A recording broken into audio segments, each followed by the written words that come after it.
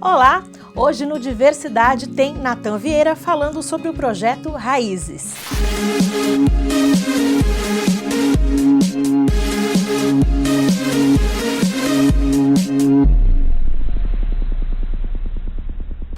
O Natan é músico e jornalista e está sempre envolvido em iniciativas culturais aqui da região. No ano passado, ele desenvolveu um projeto para gravar músicas de compositores de Caratinga escritas dos anos 60 para cá. Esse álbum virou também um documentário que está disponível no YouTube. A gente conversou com o Natan por videoconferência sobre o projeto, olha só. São músicas bonitas de gente daqui, são compositores nossos aqui de Caratinga, ou, se não são de Caratinga, tiveram uma relevância para a história da cidade, né? Eu estava até conversando com o Camilo, a gente fez um projeto meio que vai costurar um no outro. O Camilo está fazendo um projeto sobre os festivais da canção, o FEMPOC principalmente, né? Que foi muito importante na época, né? Dos anos 70 até o inicinho ali dos anos 90, rolou muito festival e muita produção boa, né? Muita coisa do que eu tô gravando veio dessa época. Por exemplo, eu conheci muita coisa da banda Geniais, que meu pai tocou com eles, né? E coisas bonitas, coisas assim, letras fantásticas, melodias diferentes do que a gente escuta hoje, né? A música era feita de outro jeito, sabe? E nunca foi registrado, nunca foi gravado, ninguém tinha essas coisas. E a minha ideia realmente foi pegar isso para resgatar o que foi. A gente tem muita produção em Caratinga, né? Tanto musical quanto nas outras artes. Isso é um ganho para a cidade, é uma coisa linda, né? E realmente não temos essa questão histórica muito assim. A gente não sabe como é que chegou do jeito que está aqui hoje. E o início do projeto, a ideia foi essa mesmo. Fazer esse resgate, entender compositores aí, por exemplo, como o Ronaldinho Calazans, que dá nome ao nosso coreto. Não tinha nada registrado dele, eu fui conversar com a família dele, com os amigos e tudo. Não tinha nada registrado, assim. Com qualidade, né? Tinha uma fita que eles perderam com umas canções dele.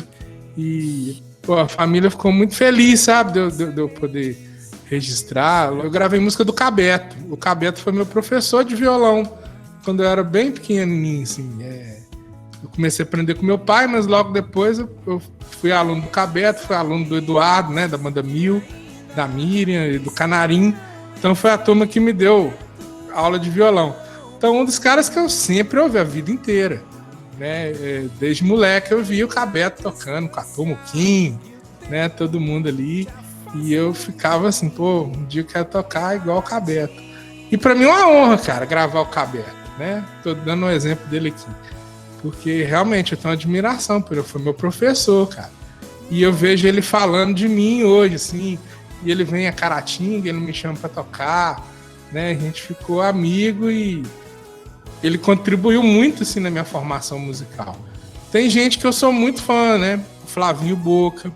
Eu tô gravando música do Flavinho. Manuel Boca, né?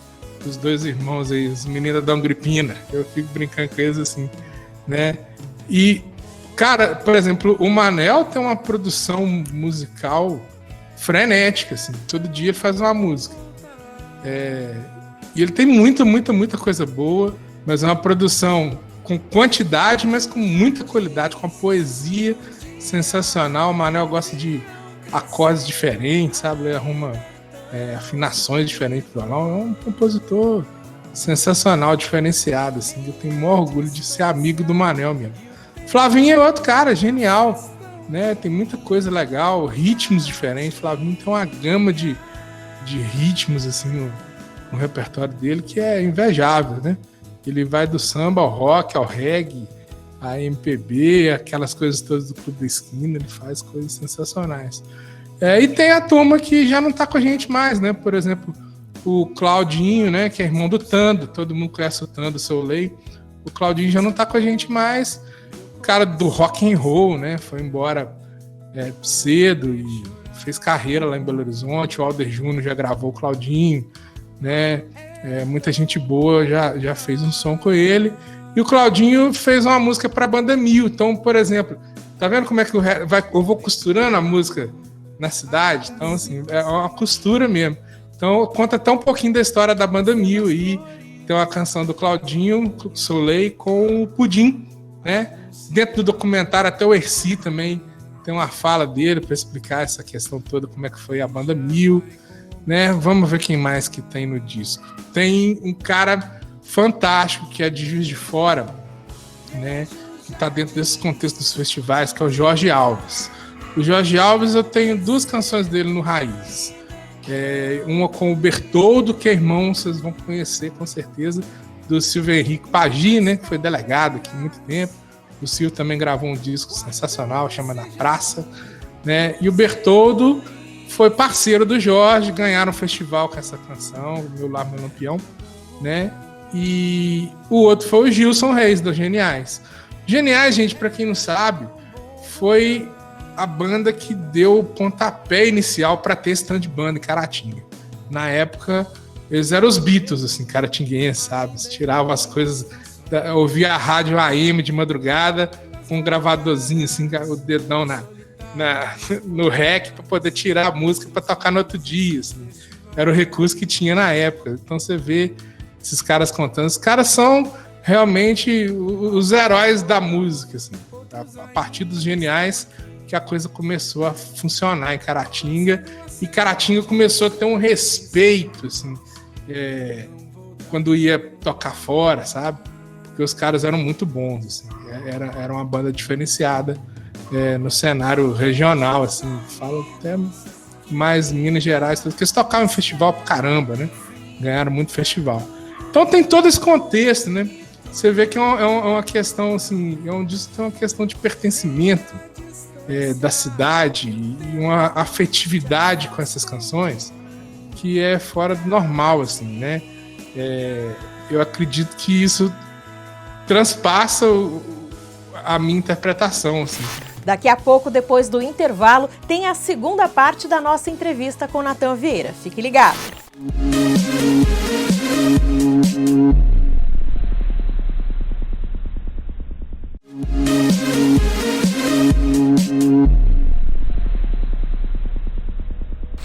Estamos de volta para o segundo bloco do Diversidade com Natan Vieira. Ele lançou recentemente o projeto Raízes, apoiado pela Lei Aldir Blanc e que resgata músicas e histórias da nossa região.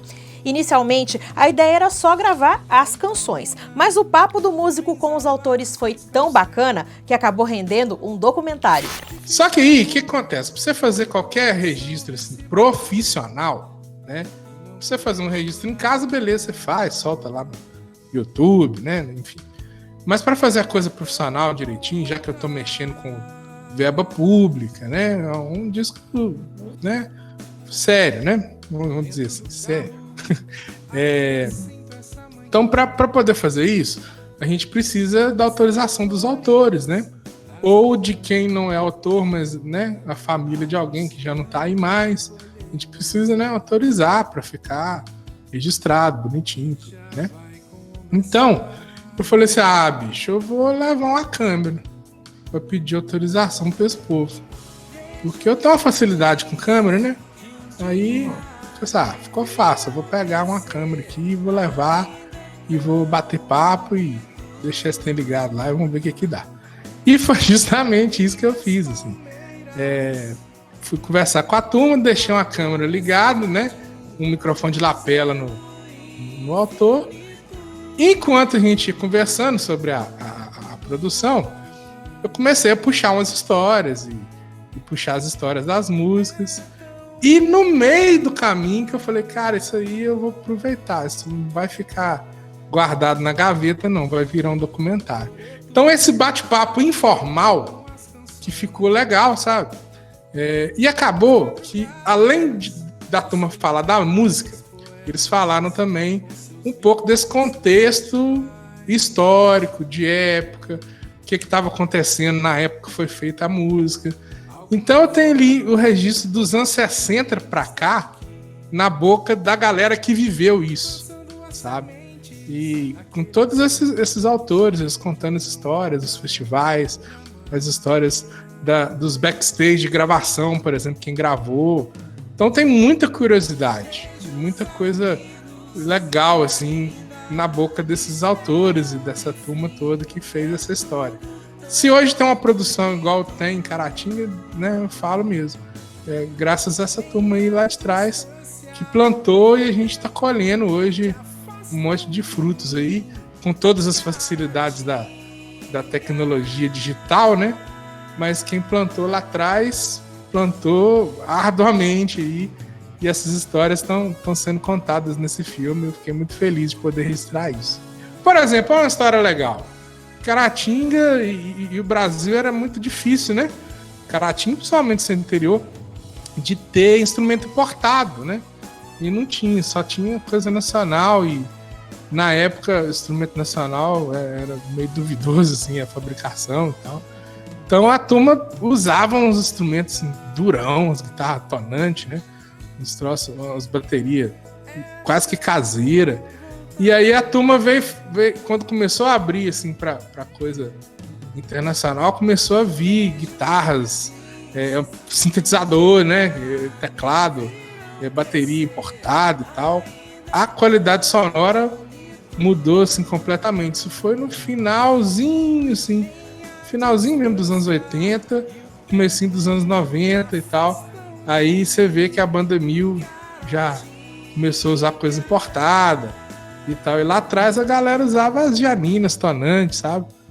Enfim, e fazia a coisa acontecer, não deixava de fazer. Então, esse pioneirismo, essa garra, essa vontade de fazer dessa galera é muito importante. Porque hoje vejo muita molecada começando, esbarra numa coisinha e já quer parar, já quer tocar só o que tá rolando na rádio. O nível de composição hoje é outro, assim. A turma tá pegando coisas, muito lugar comum para fazer, né? Não tá se importando tanto com a poesia, né? E isso a galera se importava muito. Poesia, melodia, era diferente a coisa. A galera produzia de uma outra forma. Não produzia também para a massa consumir, né? Porque, na verdade, a turma toda também gostava desse tipo de som e desse tipo de poesia.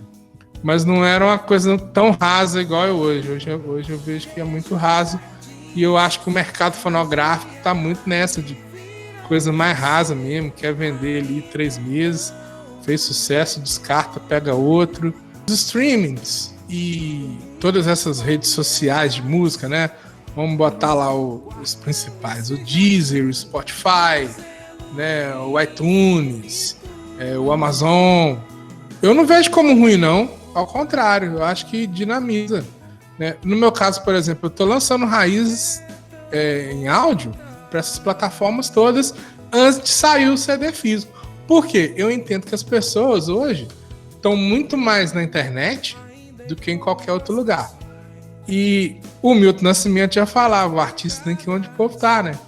Então, se o povo tá na internet, vamos pra internet. Hoje eu tenho uma produção, por exemplo, no meu canal do YouTube, semanal, assim, mas uma produção frenética. Eu faço live sempre. Eu faço, quando não é live, é um vídeo. Tô postando as coisas sempre. Pelo menos uma vez por semana tem um vídeo novo no meu canal. E as pessoas estão no YouTube, né? Eu recebo feedbacks fantásticos pelo YouTube, pelas outras redes sociais. Eu quis realmente, primeiro, priorizar a internet, sabe? A minha prioridade inicial, tanto para o documentário, quanto para os áudios, quanto para os videoclipes. Você vê que saíram 3 produtos distintos, assim, né? O documentário é uma coisa, os videoclipes das músicas são outra coisa, e os áudios que estão rolando no Spotify, no Deezer e tal, nessas plataformas, são outra coisa. Depois que eu abri o canal assim, valendo para produzir mesmo, nossa, quanta coisa que veio. E eu comecei a fazer nesse período de pandemia, né? Antes eu pouco ligava para YouTube, assim. Eu sou meio tímido, parece que não, mas sou. Como o próprio Nathan disse aí, o trabalho está todo nas plataformas digitais. No YouTube, o endereço é youtube.com/NathanVieira_oficial. E o Diversidade fica por aqui. Um abraço e até a semana que vem.